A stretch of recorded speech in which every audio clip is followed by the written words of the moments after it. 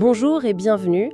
Alors aujourd'hui, on se penche sur des documents assez surprenants, je dois dire. Bonjour. Ça vient d'un site web qui détaille une pratique thérapeutique très inspirée par Carl Jung. Hmm. Notre mission, c'est de comprendre comment des idées psychanalytiques, qui ont quand même 100 ans, sont utilisées aujourd'hui pour, et là je cite, reprogrammer l'impact de notre passé. Ça sonne presque comme de la science-fiction, dit comme ça. Carrément. D'ailleurs, il parle d'une thérapie globale active, la TGA, qui promet en gros de changer les effets d'un trauma dans notre cerveau, là maintenant. Et c'est ça qui est fascinant, justement. C'est ce grand écart, on va voir comment des concepts qui peuvent paraître très abstraits, l'ombre, l'inconscient collectif, Oui, tout ça. sont censés atterrir dans du très concret. La gestion du stress post-traumatique, c'est vraiment le passage de la bibliothèque de Jung au cabinet du thérapeute du XXIe siècle. Exactement. Alors, commençons par la base. Le point de départ de toute cette démarche, selon les textes, c'est de faire de soi une priorité radicale. Ça sonne bien, mais entre nous, ça veut dire quoi? Au-delà du slogan qu'on voit partout sur les réseaux sociaux. Concrètement, quelqu'un a des enfants, un boulot prenant. Bah oui. Comment on fait de soi une priorité radicale sans que tout explose? Ça semble un peu idéaliste, non? C'est la question piège. Et c'est intéressant parce que les sources y répondent en disant « Attention, ce n'est pas de l'égoïsme. C'est un engagement radical envers sa propre vérité. Ah d'accord. » En clair, ça veut dire arrêter d'attendre que la solution vienne de l'extérieur. Du partenaire, du patron. Exactement. C'est prendre la responsabilité de son propre état intérieur. Il y a une phrase toute simple dans les textes, mais qui est très juste. On ne peut pas donner ce que l'on ne possède pas. C'est logique. Tenter d'apaiser le monde quand on est soi-même en guerre à l'intérieur, c'est juste s'épuiser. Il faut d'abord faire la paix chez soi. D'accord, donc c'est moins une question de temps Que d'état d'esprit en fait. Et en lisant, il y a une expression qui revient tout le temps, une sorte de quête du héros intérieur. Ils appellent ça le processus d'individuation. Ah oui. Qu'est-ce que ça mange en hiver, ce truc-là? C'est le cœur du réacteur jungien. L'individuation, pour le dire simplement, c'est le chemin pour devenir pleinement soi-même. D'accord. Et la première étape, c'est souvent une crise. Notre persona, notre masque social, commence à se fissurer. C'est le rôle qu'on joue pour être accepté. Le bon élève, le collègue sympa, Le profil Instagram parfait, c'est la persona moderne en fait. C'est la persona 2.0. Carrément. Et quand ce masque ne tient plus, on est forcé de regarder ce qu'il y a derrière. Et là, Et là, on rencontre notre inconscient personnel. Tout ce qu'on a mis sous le tapis. Les souvenirs gênants, les désirs inavouables. Et surtout, on tombe nez à nez avec ce que Jung appelle l'ombre. l'ombre, ça sonne un peu sinistre. Ça l'est, et en même temps, pas vraiment. L'ombre, c'est tout ce qu'on n'aime pas chez soi et qu'on préfère ne pas voir. Mais le raccourci génial que donne Jung, c'est « regardez ce qui vous irrite le plus chez les autres ». Ah, Cette arrogance qui vous insupporte chez votre chef. Cette passivité qui vous rend folle chez une amie. C'est souvent un miroir d'une partie de vous que vous réprimez. attends, donc, si je comprends bien, toutes ces petites choses qui m'énervent au quotidien chez les gens, ce serait une sorte de GPS qui pointe vers une partie de moi que j'ignore complètement. C'est exactement l'idée. C'est à la fois dérangeant et incroyablement utile comme concept. C'est ça. Et l'intégrer, c'est un acte de, comme ils disent, brutale honnêteté envers soi-même. Mais en récupérant ces parts de nous, on récupère aussi toute l'énergie qu'on dépensait à les cacher. D'accord. Et c'est là que la fameuse phrase de Jung prend tout son sens. Ce qui ne devient pas conscient se manifeste comme destin. Oula. En d'autres termes, si vous n'allez pas voir ce qu'il y a dans votre cave, c'est le contenu de la cave qui va diriger votre vie, sans que vous le sachiez. C'est une idée vertigineuse. Et cette exploration de notre propre côté obscur, ça me fait penser à des choses bien plus lourdes que des défauts agaçants. Les sources parlent beaucoup de traumatisme, de stress post-traumatique. Oui, tout à fait. Il y a un témoignage anonyme d'une victime de viol. C'est un passage vraiment dur à lire, mais essentiel pour comprendre le poids de la culpabilité. Oui, ce témoignage est au cœur de la démonstration.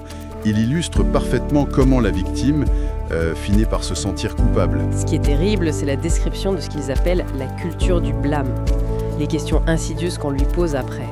Comment étiez-vous habillé? Aviez-vous bu? Et pire encore, comment des réactions de survie, complètement involontaires comme la sidération, sont ensuite interprétées par la victime elle-même comme une forme de consentement. La honte est totalement inversé. Et ce sentiment de culpabilité irrationnelle, c'est un symptôme classique du SSPT, du syndrome de stress post-traumatique. Les textes parlent de la culpabilité du survivant. Oui. Et à ça s'ajoute un autre mécanisme, le besoin accru de contrôler son environnement. Parce que le monde est devenu dangereux, imprévisible, la personne va tenter de tout maîtriser. Ça mène à un état d'hypervigilance qui est épuisant. Une prison mentale, en fait. C'est ça. Ces deux éléments, la culpabilité et le besoin de contrôle, créent une prison. Et ce qui est fort, c'est que les documents ne s'arrêtent pas au grand traumatisme. Ils introduisent une notion qui, je pense, va parler à beaucoup de monde. Le petit stress post-traumatique récurrent. Ah oui, c'est un point très important. L'exemple qu'il donne, c'est celui d'un enfant en maternelle humilié par sa maîtresse devant toute la classe qui ricane. Ça paraît anodin, mais l'impact peut être profond. C'est ça. L'enfant peut enregistrer l'équation suivante, m'exprimer en public égale humiliation égale danger. Et si d'autres expériences viennent renforcer ça, ça peut donner à un adulte qui a une peur panique de parler en réunion, une phobie sociale. Ou qui sabote ses propres projets. Exactement. Par peur de l'échec. Ce sont ces petites fractures de l'âme qui, accumulées, construisent nos schémas limitants. C'est fou de penser que tant de nos angoisses d'adultes peuvent venir de scènes comme ça. Mais alors, on fait quoi? Si le mal est fait, est-ce qu'on peut vraiment réparer ces anciennes blessures? C'est là que les sources présentent leurs solutions. La thérapie globale active, la TGA. Et c'est présenté comme une thérapie brève, ce qui est assez notable. On parle de 5 à 10 séances. Ok, mais reprogrammer le cerveau, ça sonne toujours comme de la science-fiction pour moi. Concrètement, ça se passe comment? On nous branche des électrodes? Non, pas d'électrodes. La méthode, en fait, elle s'inspire de techniques comme le MDR. Elle repose sur une stimulation sensorielle alternée. Des sons ou des tapotements à droite puis à gauche. D'accord. L'idée, c'est de saturer le néocortex, notre cerveau rationnel. Pour le dire simplement, on l'occupe, on le distrait. On met le grand chef en pause, en quelque sorte? C'est ça. Imaginez que votre cerveau a mal classé un dossier. Le souvenir du traumatisme, grand ou petit, il est dans le tiroir danger immédiat, avec une grosse alarme rouge qui clignote. Je vois. Chaque fois que quelque chose vous y fait penser, l'alarme se déclenche.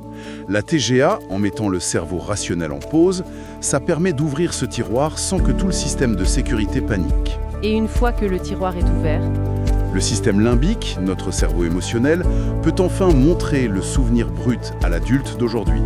Et cet adulte, avec ses ressources actuelles, sa maturité, sa force, peut réévaluer la scène.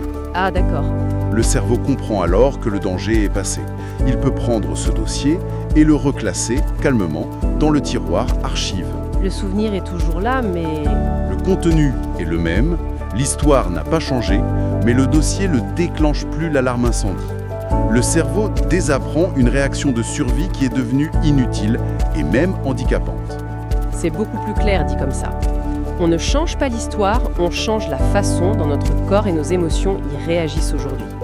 Il y a une phrase dans les documents qui m'a vraiment interpellée, qui résume tout ça. Laquelle ? Nous avons la capacité de changer le passé car nous pouvons modifier les effets d'un passé traumatique dans notre cerveau, ici et maintenant, grâce à sa plasticité. C'est un message d'espoir assez dingue, quand on y pense. C'est une affirmation très forte, oui. Et elle repose entièrement sur ce concept de neuroplasticité. L'idée n'est pas d'effacer le souvenir, c'est impossible. C'est de débrancher la prise électrique qui relie ce souvenir à la réponse de panique. On change la trace qu'il a laissée. Change la trace qu'il a laissée dans notre système nerveux. Exactement. Donc si je résume notre parcours, on part d'une idée un peu radicale, se mettre au centre de sa propre vie, puis on est invité à plonger dans sa propre cave pour trouver ses parts d'ombre. On voit comment les blessures, grandes ou petites, ils laissent des dossiers mal classés. Qui déclenchent des alarmes, oui. Et on termine avec une méthode qui propose concrètement de faire le tri dans ses archives. Et tout ça, au fond, pour une seule et même raison, qui nous ramène à Jung. C'est pour éviter ce qu'il redoutait le plus, que notre inconscient devienne notre destin, que nos vies soient gouvernées par des forces invisibles en nous. C'est vraiment la pierre angulaire de toute l'approche. C'est ça. Et c'est résumé par sa phrase la plus célèbre, « Ce qui n'arrive pas à la conscience revient sous la forme du destin ». C'est la conclusion parfaite. Pour finir, les sources lancent une dernière idée que je trouve géniale, celle du mythe personnel. Oui. C'est l'idée qu'on est tous, sans le savoir, le héros d'une histoire qui se répète en boucle. On joue le rôle du sauveur, de l'éternelle victime, du rebelle. Et ça amène une question un peu vertigineuse qu'on peut se poser en partant. Si ma vie était un film, quel en serait le titre ? C'est une bonne question. Et est-ce que j'aime vraiment le scénario au point de ne pas vouloir en changer une seule ligne ?